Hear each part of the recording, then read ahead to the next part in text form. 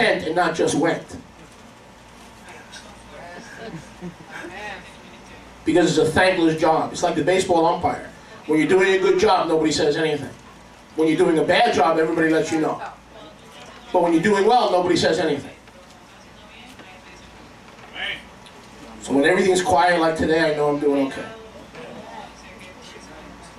I think. So, we need to ask ourselves the question, why do we do what we do? Why do we serve him? He was exposing their motives. One of the reasons Elazar got sick, because some of the people around Elazar did not have the true understanding and the purest of motives when it came to Yeshua. Verse 28. Remember what Yeshua said to the multitudes? You like eating? When I feed you. You like eating when I feed you? That's good. That's why you keep coming. If I take away the White Castle, all of you are going to go home. And then most of them did. When the food ran out, what happened to the multitudes? Adios, luego. As soon as that food ran out. But guess what? If Yeshua feeds me or doesn't feed me, if he feeds you or doesn't feed you, if he gives you a job or doesn't give you a job, though he slay me, yet will I trust on him.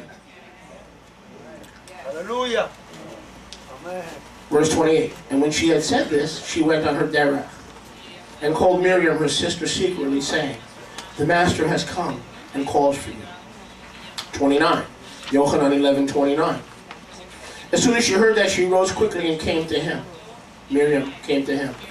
Now Yeshua had not yet come to the town, but was in the place where Martha met him. The Yehudim then who were with her in the bayit, comforting her, when they saw Miriam that she rose up quickly and went out, followed her, saying, she goes to the tomb to weep there. Then when Miriam had come to where Yeshua was and saw him, she fell down at his feet, saying to him the same story. Master, if you had been here, my brother would not have died. He said, if you are sovereign, I love you. Regardless if I understand you, I love you. Regardless if I understand everything you do, I love you. Miriam also didn't understand the master's way, like her sister Martha. She had a theology of eschatology that didn't allow for suffering, delay, or sickness. I'll say that again. She had a church theology and eschatology that made no allowance for suffering, pain, delay, and sickness. Praise Yahweh, we're out of that mess. Praise Yahweh, we're not in that anymore. Psalm 34 verse 19 says what? Many are the afflictions of the righteous, but Yahweh delivers him out of them all. Hallelujah. Amen. Really? Not one affliction? Two afflictions? No. Many are the afflictions. So if you're righteous, you're going to have many afflictions. I won't find a church preaching that. Why? Because it doesn't do good for the tithe. You explain to me, send me an email if you could figure out how Calvary Chapel can do 4 services between 8 a.m. and 1 p.m. and have everybody at home for Budweiser and Dolphin football. Can you explain that to me when you get a chance? How you do 4 services in one morning, each lasting an hour. It takes us 1 hour to get warmed up. It takes us 1 hour to get into the Siddur to start talking Hebrew. And when I preach, my heart, and when we sing, our heart, our effort, our soul, can you imagine coming up here as a worship team, Zevach Todah, and coming up here 4 times in one morning for 40 minutes, Bruno? Can you come up here 4 times in one morning and have your heart into it? Or are you in the back drinking coffee saying, matinee next, half hour to the next performance, 20 minutes to the next performance? That's a money-making scheme. You listen to me, pastors. If you're running 4 services in one morning, you are nothing but a charlatan.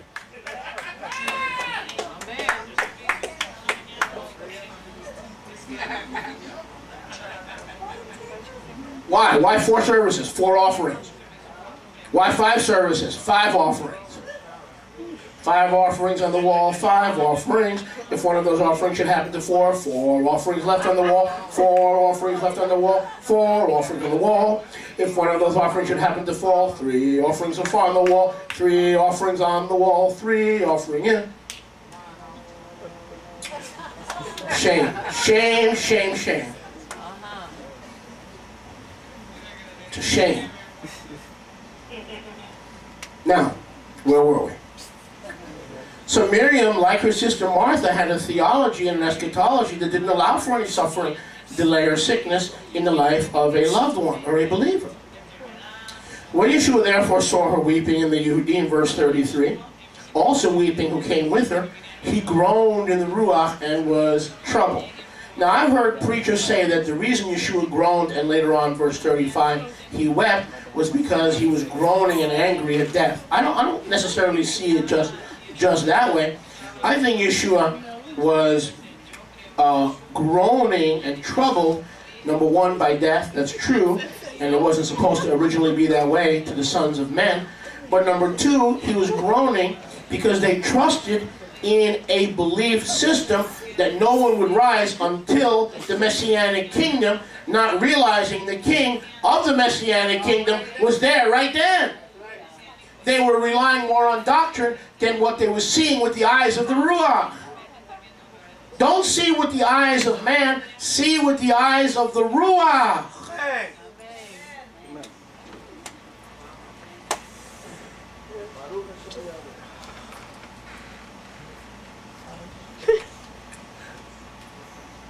So Yeshua groaned in his Ruach and was troubled by the death he saw and by their trust in their learning as opposed to the relationship with him.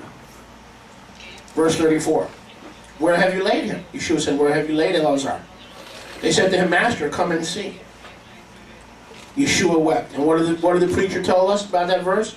It remains the shortest verse in the Biblio. Right? It hasn't changed. It's still the shortest verse. 2 words.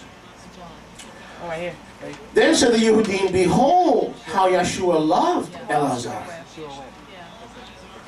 Did Yeshua love Elazar? Yeah, because he was crying. And because he was groaning in his Ruach.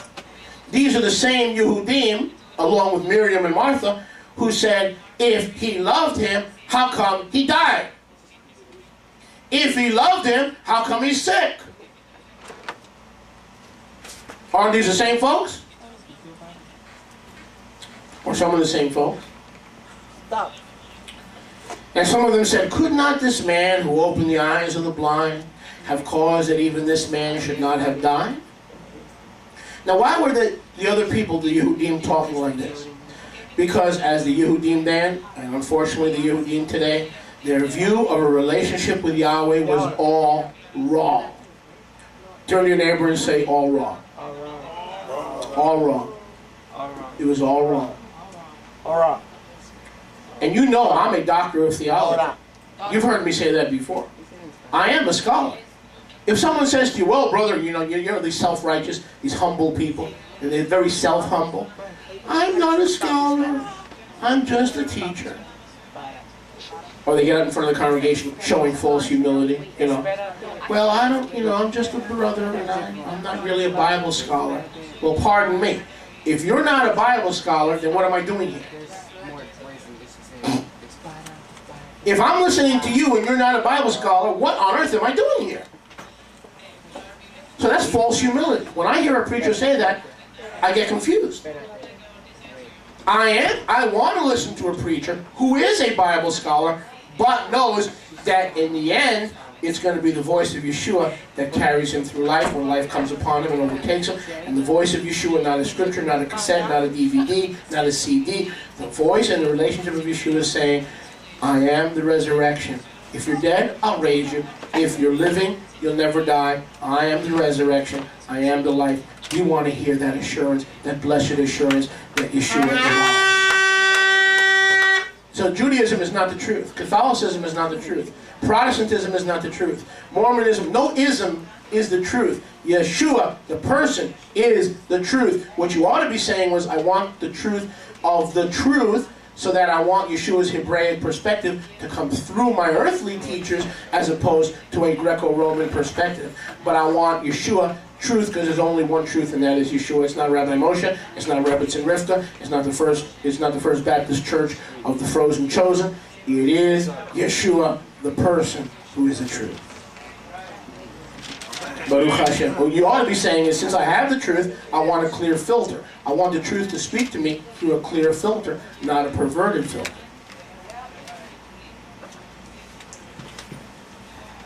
Baruch Hashem Yahweh. Okay. So because the Yehudim's view of relationship with Yahweh was wrong, and the truth of the matter is, even Yeshua's beloved suffer pain and setback. I'll say that again. Even Yeshua's beloved suffer pain and setback. I'll say that again. Even Yeshua's beloved suffer pain and setback. It's not the person who falls down that is a loser. It's a person who falls down and falls alone, and there's no one else to pick him up, because according to Proverbs 18:24, Yeshua is a friend who sticks closer than a brother, and he will pick you up. Because he knows you, and you have a relationship with him.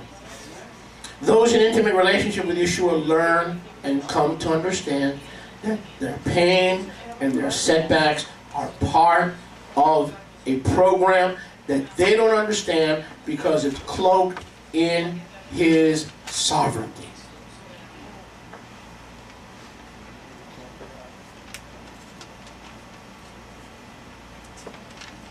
When you understand that the reason for pain and suffering is not always apparent, because it is often cloaked in his sovereignty. Do you understand that? He is sovereign. We're not. We're not. And that bothers us, because we like to be able to control people, places, and things. The same in relationships. When do me and my wife fight? When I try to control her, she tries to control me. I try to change her, she tries to change me. Listen, husbands, wives, let me tell you how to have a healthy marriage. Don't try to change your husband. Don't try to change your wife. Change yourself. Have Yeshua change you, and he'll make you into the husband you're supposed to be.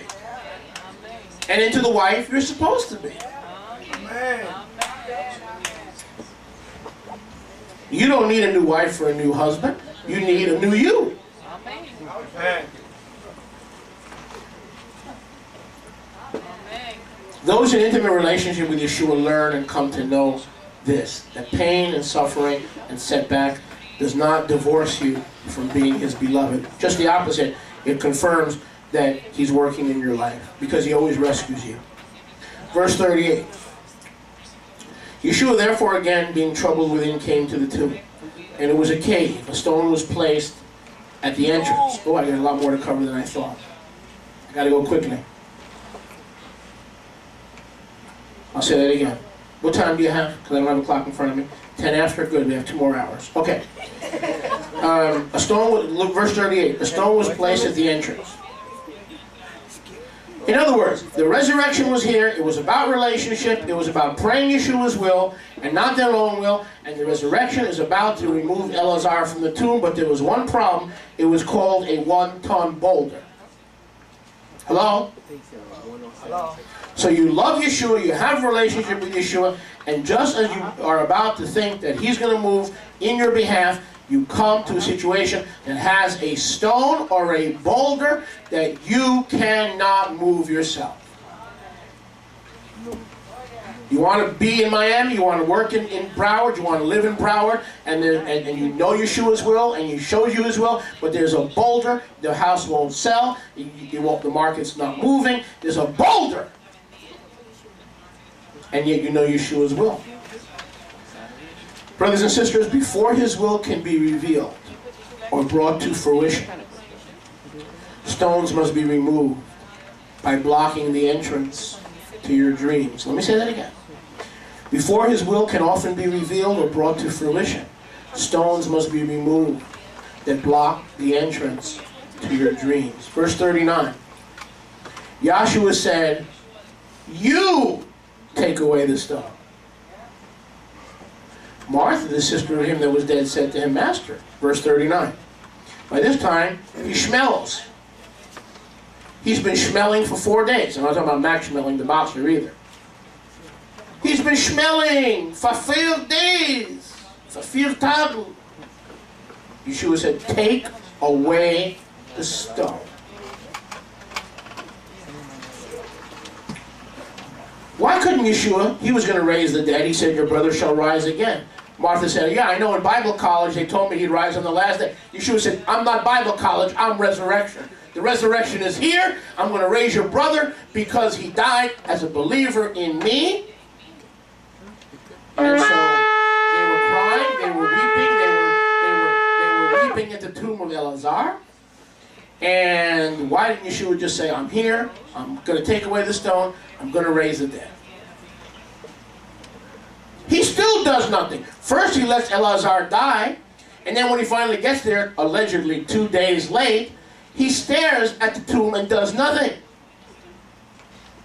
So sometimes Yeshua is right there in the midst of your trials and tribulation and does nothing. You ever have that happen? I know I have. Yeshua is right there in the midst of your trial and tribulation and he does nothing. Can I hear a good amen? Why? Because Yeshua never does anything consequential unless you first are willing to do what you can do or should do. I'll say that again. Yeshua never does anything for you unless you first are willing to do what you can do or should do. What stone are you refusing to move and yet still expecting resurrection and victory? I'll say that again. What stone are you refusing to move and yet still expecting resurrection and victory? The situation will continue to stink until you act. The situation will continue to stink until you act. Amen. That's the Hebraic mindset. You do what you can do, and then Yeshua will do what you can't do. But if you need help, and you're not going to a doctor because you think that you're not spiritual or you're not trusting Yeshua, if you go to a doctor, Yeshua says, okay, go ahead, stay sick. So who created the doctors? Yeshua. Who created medicine? Yeshua. So you move away the stone and then he will do the rest. But we have to ask ourselves, what stone are we, in our life, are we refusing to move? And yet we still expect victory and resurrection. There are stones in our life. I want a good marriage. I wanted a good marriage too, except my marriage is on the verge of divorce. Hardly a week would go by when Rivka would not tell me she was leaving.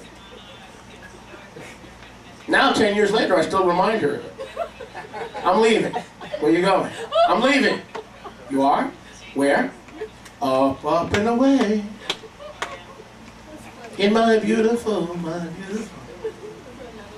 I don't know where I'm going. I know one thing. I'm not staying here with you. That's what I heard. But I believe, in those days it wasn't Yahweh. In those days it was gold. I believe's gold. And I cast out the demon of nicotine, but that didn't work.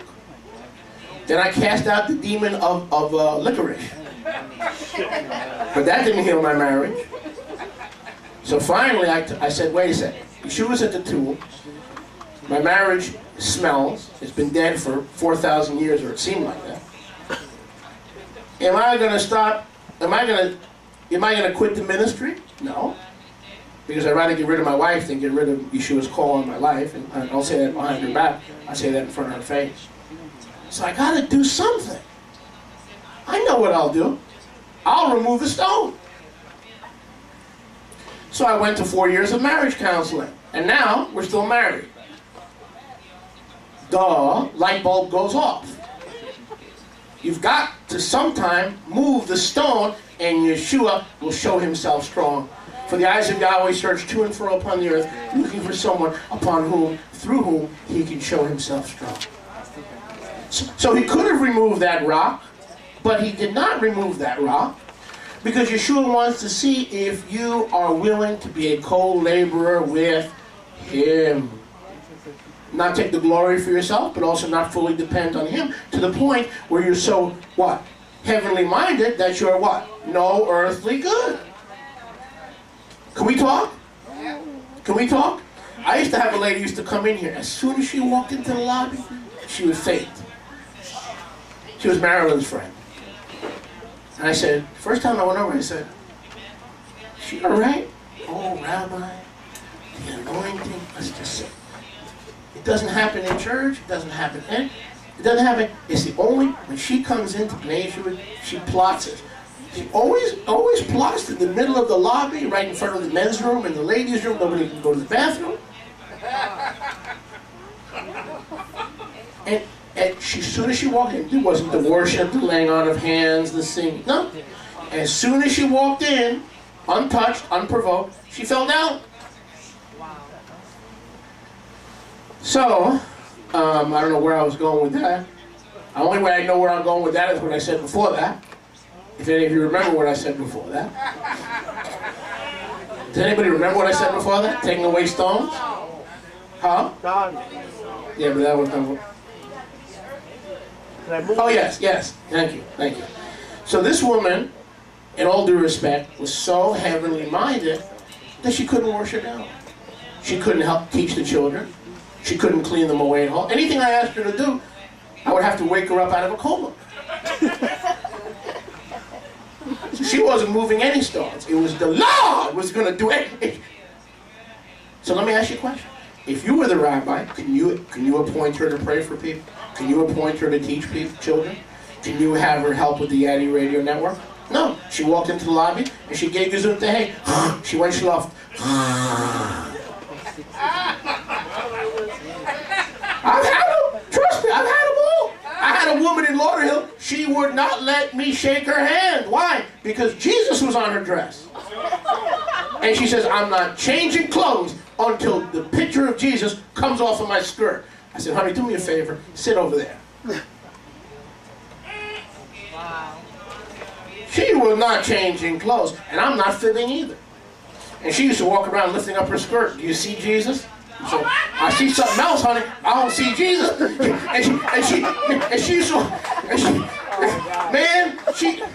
She used to walk around the congregation. Do you see Jesus? Because if you can't, you're not spiritual.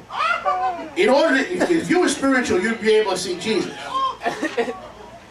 Yeah. And then when I was a pastor in Hollywood at Messiah's Gold Ministry, I had one guy come in and says, I have proof in my basement that Abraham Lincoln, Isaac, and Jacob are the patriarchs. So I went over and I said, don't listen to this guy. I went to a couple of people, don't listen to this guy, he's crazy. And he went over to me and said, why are you telling people I'm crazy? I was warning them. He was running around my congregation telling people it wasn't Abraham, it was Abraham Lincoln, Isaac, and Jacob. And he had a piece of Abraham Lincoln's Gettysburg Address, whatever, out of Genesis, and that it's in his basement. And that if we were spiritual, he'd show it to us. So some people are so spiritually whacked that they're not moving anybody's stones, let alone their own. Okay? People want out of this financial mess. Get another example. Rabbi, I've been saved and I worked 5 jobs and I voted Republican, I still got no money. I voted Democrat, I still got no money. I became a libertarian, I still got no money. I became courageous cat and I still got no money. What do I do now? I said, you need to move the stone and start tithing. And stop waiting for a pie in the sky Jesus who's not going to move according to your weird behavior. You start tithing and move the stone.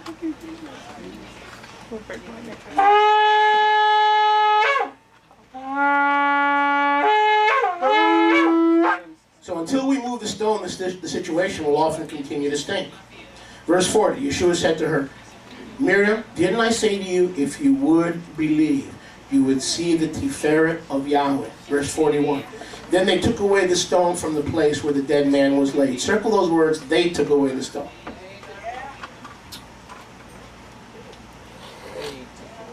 Can someone give me a refill? Vincent? Vincent, can you give me a refill, please? I spilled my Wawa. I broke my water. Right in front of everybody. My water broke. Thank you. So they took away, look at verse 41.